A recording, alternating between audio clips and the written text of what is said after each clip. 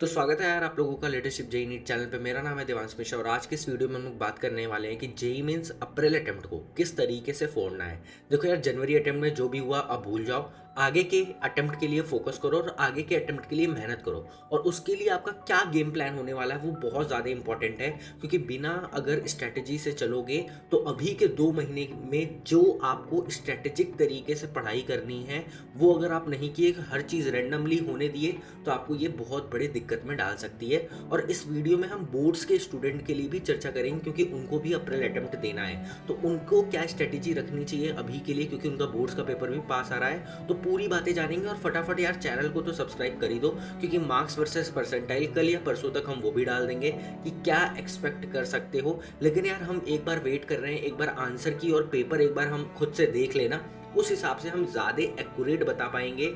चीज़ें एनालाइज करके और पास्ट की चीज़ें एनालाइज करके हम ज़्यादा एक्यूरेट बता पाएंगे कि क्या परसेंटाइल जाएगा। लेकिन अगर परसेंटाइल के हिसाब से बात करें जनवरी अटेम्प्ट के लिए, तो यार परसेंटाइल कहीं ना कहीं ज़्यादा ही होगी। और कट ऑफ हमें लगता है जनरल कैटेगरी के लिए यार कम से कम 91 तक तो जाना ही चाहिए, जिस हिसाब से पेपर ईजी आया था, है ना। तो स्टार्ट करते हैं बिना किसी देरी के। फटाफट पेन कॉपी लेके बैठ जाओ और स्क्रीनशॉट लेते रहना सारे स्लाइड्स का। तो सबसे पहली चीज़ यार, कि क्या पॉसिबल है कि 2 महीने में हम प्रिपरेशन करके क्या फोड़ सकते हैं एक बहुत अच्छा रैंक या बहुत अच्छा मार्क्स। तो हम तुम्हें बता दें कि बच्चे ना 10 परसेंटाइल से 95, 97, 98, 99 तक का परसेंटाइल का जंप मारे हुए हैं सिर्फ 2 महीने में। और ये वो बच्चे नहीं हैं जो कुछ भी नहीं पढ़े थे। देखो, हम झूठ नहीं बोलेंगे, ये वो बच्चे नहीं हैं जो कुछ भी नहीं पढ़े थे। ये वो बच्चे थे जो बहुत कुछ पढ़े थे, बट जिनके मार्क्स नहीं आ रहे होते थे ना। पढ़ते थे पर सर मार्क्स ही नहीं आ रहे, किसी भी अटेम्प्ट में मार्क्स ही नहीं आ रहे हैं, मॉक टेस्ट दे रहे हैं मार्क्स ही नहीं आ रहे हैं। ये वो बच्चे होते हैं, ज़्यादातर ये वो बच्चे होते हैं, है ना। तो आप भी कहीं अगर उनमें से हो कि यार बहुत अच्छे से पढ़ाई करी थी, सब कुछ करा था, लेकिन फिर भी यार गड़बड़ हो गया, तो पॉसिबल है कि 2 महीने में आप बहुत बेहतरीन मार्क्स स्कोर कर सकते हो। ठीक है, तो अच्छा कैसे कर सकते हैं यार। लेकिन उससे पहले बोर्ड्स वाले बच्चों के लिए बात कर लेते हैं, क्योंकि उनका बोर्ड्स वाले बच्चे भी हैं, है ना, उनके लिए बात कर लेते हैं। उसके बाद ज़्यादा लेट नहीं करेंगे, आपके लिए भी बात करेंगे जो ड्रॉप ईयर वाले हो। और यार डे वाइज टाइम टेबल लाए हैं, तो ध्यान से सुनना। तो सबसे पहली बात यार, बोर्ड्स स्टूडेंट, अभी आप अपने बोर्ड्स के एग्जाम पे फोकस करो। लेकिन क्या जेई मेंस का प्रिपरेशन छोड़ना है? नहीं, हम जेई मेंस का प्रिपरेशन छोड़ने के लिए नहीं कह रहे हैं। देखो, आपको बोर्ड की प्रिपरेशन के लिए क्या करना होगा, क्लास 12th की स्टडी करनी होगी, क्लास 12th का फिजिक्स केमिस्ट्री और मैथ स्टडी करना होगा। तो आप अपने दिन को 2 स्लॉट में डिवाइड करना है आपको। पहला स्लॉट जो होगा वो सुबह से 8 बजे से लेकर के या 7 बजे से लेकर के दोपहर के 3 बजे तक होगा, ये पहला स्लॉट, जिसमें आप बोर्ड्स की पढ़ाई करोगे। ऑफ कोर्स उसमें ब्रेक भी इंक्लूडेड है। उस बोर्ड्स की पढ़ाई में आप क्या करोगे? अरे यार, बोर्ड्स के पीवाईक्यूज पढ़ोगे, या बोर्ड्स के कुछ रिलेटेड नोट्स होते हैं वो पढ़ोगे। बोर्ड्स की पीवाईक्यू सॉल्व कर लिए ना अगर तुम किसी भी पर्टिकुलर चैप्टर के लिए, तो आपका बोर्ड्स का काम हो जाएगा। बस कैसे थ्योरी रिप्रेजेंट करनी है वो समझ में आना चाहिए। तो एक चीज़ सोच के देखो, अगर आप बोर्ड की थ्योरी पढ़ रहे हो, बोर्ड्स के लिए फिजिक्स केमिस्ट्री मैथ का क्वेश्चन सॉल्व कर रहे हो, तो यार इनडायरेक्टली जेई मेंस की भी तो तैयारी हो रही है। क्या भगवान ऊपर से कहीं भेजते हैं क्या जेई मेंस में? क्या कुछ चीज़ें बोर्ड में है ना जो हमारे जेई मेंस में आती हैं? क्या जब आप ऑर्गेनिक केमिस्ट्री का जब कन्वर्जन्स आप प्रैक्टिस कर रहे होगे अल्कोहल फिनॉल ईथर में या अमाइंस में, तो क्या वो यार जेई मेंस में आपको हेल्प नहीं करेगा कॉन्सेप्ट बिल्डिंग में? जब आप फिजिक्स की थ्योरी पढ़ रहे होगे, जब जेई बोर्ड्स की जो है फिजिक्स का क्वेश्चन सॉल्व कर रहे होगे, तो कहीं ना कहीं क्या आसान सवाल फिजिक्स में नहीं आते क्या जेई मेंस में? तो कहीं ना कहीं आपकी क्लास 12th को लेकर के जेई मेंस की तैयारी ऑलरेडी हो रही है। ठीक है, तो आपको लेकिन क्या करना है, किसी भी चैप्टर के लिए पहले बोर्ड्स की पीवाईक्यूज पढ़नी है। उसके बाद उसी पर्टिकुलर चैप्टर का, जैसे अगर इलेक्ट्रोस्टैटिक ले लें, तो पहले पीवाईक्यू करो बोर्ड्स की, एंड देन उसके बाद आप जेई मेंस का पीवाईक्यूज करो उसी चैप्टर के लिए। तो आपकी जेई मेंस की भी तैयारी हो गई, बोर्ड्स की भी तैयारी हो गई, बोर्ड्स के फंडामेंटल और स्ट्रॉन्ग हो गए, क्योंकि आपने जेई मेंस के पीवाईक्यू भी सॉल्व कर लिए। अरे यार, अब क्या करोगे? तो 3 बजे तक ये काम कर लो, और 3 बजे के बाद जो क्लास 11th के चैप्टर हैं या क्लास 12th के ही चैप्टर क्यों ना हो, जेई मेंस रिस्पेक्टिव आप उसको तैयारी करो जो बोर्ड्स के स्टूडेंट हैं। ये कब तक करना है सर? जब तक आपके एक्चुअल पेपर स्टार्ट नहीं हो जाते हैं, मतलब ये जो अभी 15-20 दिन बचा है इसमें आपको ऐसा करना है। लेकिन जब पेपर स्टार्ट हो जाएंगे तो यार, पेपर जब स्टार्ट हो जाएंगे तो उस टाइम पे पूरा फुल्ली फोकस्ड होकर के आप बोर्ड की तैयारी करना। अगर इंग्लिश का पेपर आ रहा होगा तो 2 दिन 3 दिन पहले आप सिर्फ इंग्लिश पढ़ना, है ना। लेकिन अगर बीच में अगर गैप्स ज़्यादा लंबे हैं तो उन गैप्स के बीच में आप एक एक दो दो मॉक टेस्ट ज़रूर देते रहना जेई मेंस का, ताकि आपका जो टेम्पो है वो टेम्पो ना बिगड़े। ठीक है, आपको इस तरह पूरे बोर्ड्स के लिए करना है।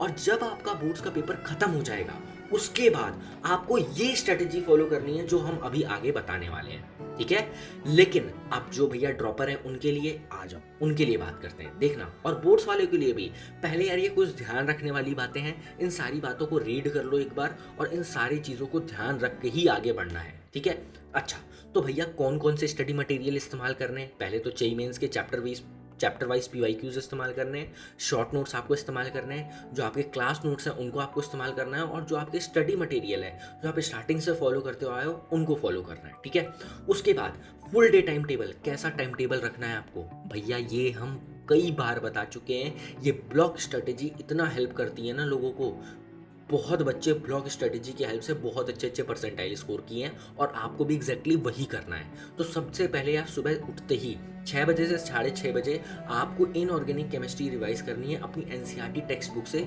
और उसको भी आपको बेड के बगल में रखना है बुक, और उठते ही रिवाइज करना है ब्रश व्रश करने से पहले। और 6:30 to 7 आपको अच्छे से पूरा फ्रेश हो जाना है, पूरा एकदम रेडी हो जाना है पढ़ाई करने के लिए, और 7 बजे से 1 बजे तक आपको पढ़ने बैठ जाना है, जिसमें आपको 1 आवर 45 मिनट का फिजिक्स का स्लॉट, फिर उसके बाद 15 मिनट का ब्रेक, फिर 9 से 10:45 तक आपको केमिस्ट्री, फिर 15 मिनट का ब्रेक, और फिर 11 to 12:45 फिर आपको मैथ, फिर 15 मिनट का ब्रेक, या तुम अपना निकल सकते हो, कोई दिक्कत वाली बात नहीं है। और उसमें क्या करना है, उस पर्टिकुलर चैप्टर को पढ़ना है। फिजिक्स में किसी एक पर्टिकुलर चैप्टर को पढ़ना है, केमिस्ट्री में किसी एक पर्टिकुलर चैप्टर को पढ़ना है, मैथ में किसी एक पर्टिकुलर चैप्टर को पढ़ना है। लेकिन क्या सर इस 1 आवर 45 मिनट के स्लॉट में मेरा थ्योरी और क्वेश्चन सॉल्विंग हो जाएगा? हम बोलेंगे बिल्कुल नहीं बेटा, आगे का टाइम टेबल तो देख ले।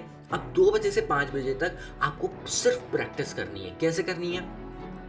2 से 3 आपको फिजिक्स की प्रैक्टिस करनी है, 3 से 4 आपको केमिस्ट्री की प्रैक्टिस करनी है, और 4 बजे से 5 बजे तक आपको मैथ्स की प्रैक्टिस करनी है। उसके बाद यार 5 से 5:30 तक थोड़ा सा फ्रेश हो लेना, फिर उसके बाद 5:30 से अपने को दोबारा पढ़ने बैठ जाना है 5:30 से 9:30, जिसमें आपको फिजिक्स केमिस्ट्री मैथ की प्रैक्टिसिंग करनी है। 70 मिनट आपको फिजिक्स की प्रैक्टिसिंग, केमिस्ट्री की 70 मिनट एंड मैथ की 70 मिनट आपको प्रैक्टिसिंग करनी है। उसके बाद यार 9:30 से 10:30 आपको रिलैक्स होना, अपने घर वालों से बात करना, थोड़ा सा खुश होना कि यार आप पूरे दिन मेहनत किए हो, और 1 डे एट ए टाइम लेके चलना है। ये नहीं कि कल यार कल भी करना है, परसों भी करना पड़ेगा, यही चीज़ डेली, रोज का काम रोज होना चाहिए।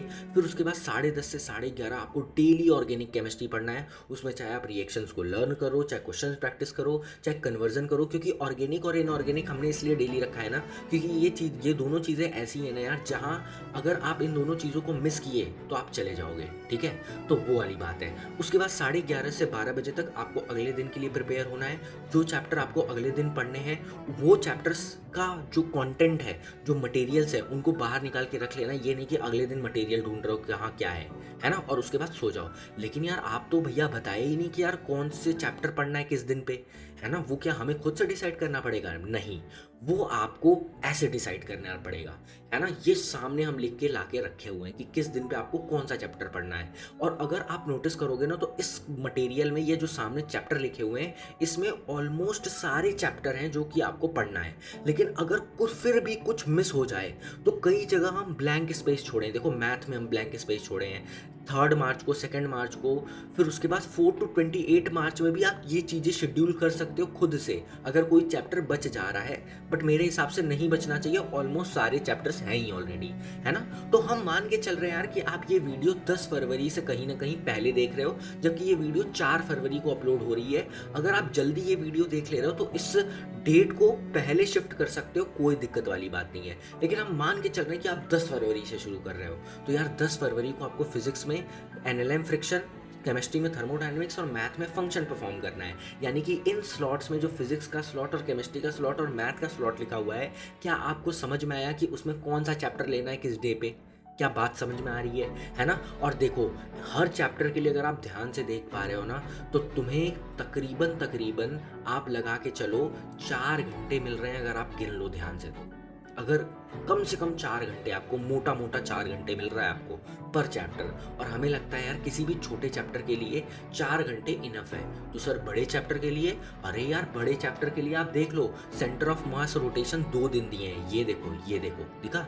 2 दिन दिया है। बात समझ में आई? तो जो बड़े चैप्टर हैं हम उनमें ऑलरेडी ध्यान रख करके उतना टाइम दिए हैं, है ना?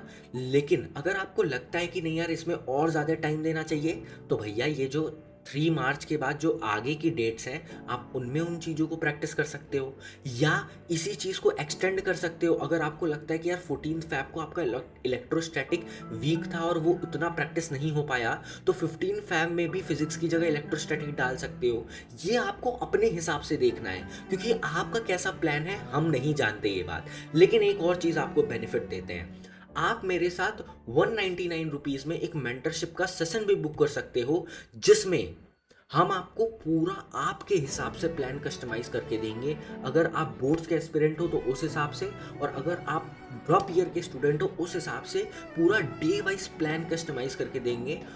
और वो खैर यार एक ही टाइम का होगा, है ना? क्योंकि 199 रुपीज़ में बस इतना होगा कि आप के पास, जैसे यार हमें अपने प्रिपरेशन के टाइम पे लगता था ना यार कि कोई थोड़ा सा बताने वाला हो ना तो शायद हम कर लेंगे यार, वो कोई कभी भी मेरे प्रिपरेशन के टाइम में वो नहीं था, इसीलिए ये चीज़ कर रहे हैं। और एक बात बताएं, 199 रुपीज़ में मेरा कुछ होने वाला नहीं है। अगर आप लोग को पता तो हम ऑलरेडी फुल टाइम कोटा में फिजिक्स फैकल्टी हैं, हमें 199 रुपीज़ का कोई लालच नहीं है। बट एक वो चीज़ है, एक ऑथेंटिसिटी क्रिएट करने के लिए कि कोई भी बच्चा मैसेज ना कर दे रैंडमली फालतू। देखो, कोई भी एक बच्चे के लिए जो सीरियस है ना अपने प्रिपरेशन के लिए, उसके लिए 199 रुपीज़ कुछ नहीं है। इसीलिए मैंने ये प्राइस रखी है, प्राइस पॉइंट यही रखा है ना? लेकिन बात आई कि साला बोर्ड वाले बच्चे कैसे करेंगे? 10 फरवरी से तो उनको बोर्ड की तैयारी अपनी करनी है, या हमने जो अभी बोर्ड वाले बच्चों के लिए बताया, तो तुम्हारे जब बोर्ड के एग्ज़ाम मार्च में ख़त्म हो जाएंगे ना, तो तुम्हारे पास अप्रॉक्सीमेट 1 मंथ का टाइम बचेगा आपके जेईई मेंस के पेपर के लिए। तो उस 1 मंथ में आपको यही चीज़ फॉलो करनी है, बस आपको डेट चेंज कर लेने हैं। आपका जब बोर्ड का पेपर खत्म होगा उसके अगले दिन का डेट डालना शुरू कर दो लाइन से, आपको वो फॉलो करना है। बात समझ में आई? और ये स्ट्रैटेजी बहुत हेल्प करती है। लेकिन भैया एक चीज़ ध्यान रखना कि जब आपकी ये पूरी चीज़ें ख़त्म हो जाए ना, जैसे देखो ये 4/28 में 3 मार्च तक का शेड्यूल बनाए हैं, उसके बाद आप जो चैप्टर आपको वीक लगे आप थोड़ा सा और प्रैक्टिस करके टाइमली फिर मॉक टेस्ट देते रहना। याद रखना, जेईई मेंस के पेपर से 15 दिन पहले से आप डेली एक एक मॉक टेस्ट पेपर दे रहे हो और उसकी प्रॉपर तरीके से एनालिसिस कर रहे हो। ये चीज़ आपको ध्यान रखनी है। और इतनी सारी चीज़ें परफॉर्म करके आप अपना जेईई मेंस के पेपर में जाओ, और हम गारंटी करके कह रहे हैं कि आप मार्च में फोड़ दोगे, ठीक है? और हमें लगता है कि यार हम आपको डे वाइज शेड्यूल दिए हैं, टाइम टेबल भी दिए हैं, तो आपको कहीं भी कन्फ्यूज़न नहीं होनी चाहिए। और इसी तरीके से हम जेईई एडवांस के लिए भी वीडियो बनाने वाले हैं, तो रेडी रहना और बिल्कुल भी टाइम वेस्ट मत करो और पढ़ाई अपना करते रहो। और जिसको भी अपना मेंटरशिप का सेशन बुक करना है, वो नीचे दिए हुए नंबर पे अपने नाम के साथ और जेईई मेंस अप्रैल अटेम्प्ट लिख करके मैसेज कर दे। नाम के साथ जेईई मेंस अप्रैल अटेम्प्ट लिखना भूलना मत, ताकि हमें पता चले कि आप किस लिए मैसेज किए हो, है ना? क्योंकि यार बात करने का इतना टाइम नहीं रहेगा, तुरंत बुक करेंगे और तुरंत काम की बात करेंगे, तुरंत सेशन, तुरंत आपका प्लान बनाएंगे और आप अपने पढ़ाई पे लग जाओगे। तो अपने नाम के साथ उसके आगे लिख देना जेईई मेंस अप्रैल अटेम्प्ट, हम समझ जाएंगे कि आप किस लिए मैसेज किए हो, ठीक है? आई होप कि आपको ये वीडियो पसंद आई होगी, और पसंद आई है तो अपने दोस्तों को भी शेयर करो और फिगर आउट करके अपना पूरा प्लान बना करके कल से पढ़ाई करने बैठ जाओ। और ध्यान रखना अपना, वीडियोस लगातार आती रहेंगे आपको गाइड करने के लिए। मिलते हैं अगली वीडियो में।